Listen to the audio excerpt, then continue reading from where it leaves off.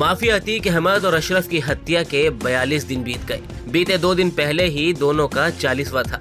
प्रशासन को उम्मीद थी कि अतीक की पत्नी शाइस्ता और अशरफ की पत्नी ज़ैनब फातिहा पढ़ने आएंगी, लेकिन वो नहीं आई और पुलिस के हाथ एक बार फिर से पहले की तरह ही खाली रह गए।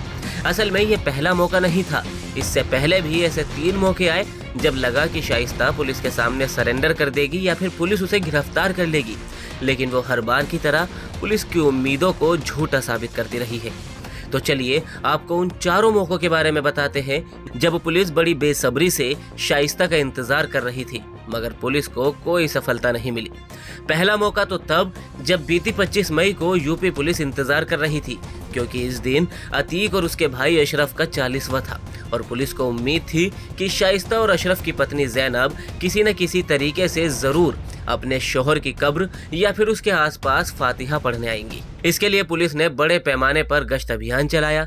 पुलिस दिन भर कसारी मसारी कब्रिस्तान और चकिया इलाके में अतीक और अशरफ की कब्रों और उनके रिश्तेदारों के घर पर नजर रख रही थी, लेकिन उन्हें कोई सफलता नहीं मिली। दूसरा मौका तब था जब शाइस्ता के पति और देवर मारे गए थे, लेकिन शाइस्ता उस वक्त भी बाहर नहीं आई।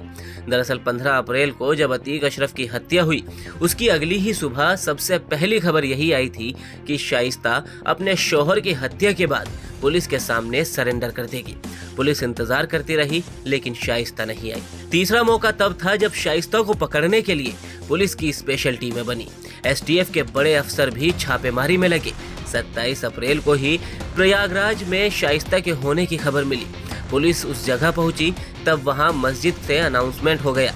अनाउंसमेंट में महिलाओं को घर से बाहर निकलने की बात कही गई। बताते हैं कि इसी भीड़ का फायदा उठाकर शाइस्ता वहां से फरार हो गई थी। ये तीसरा मौका था जब पुलिस के हाथ सिर्फ निराशा ही लगी थी।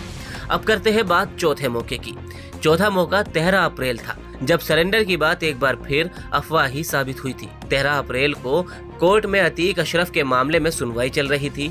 उसी दौरान खबर आई कि झांसी में अतीक के बेटे असद और गुलाम का पुलिस ने एनकाउंटर कर दिया।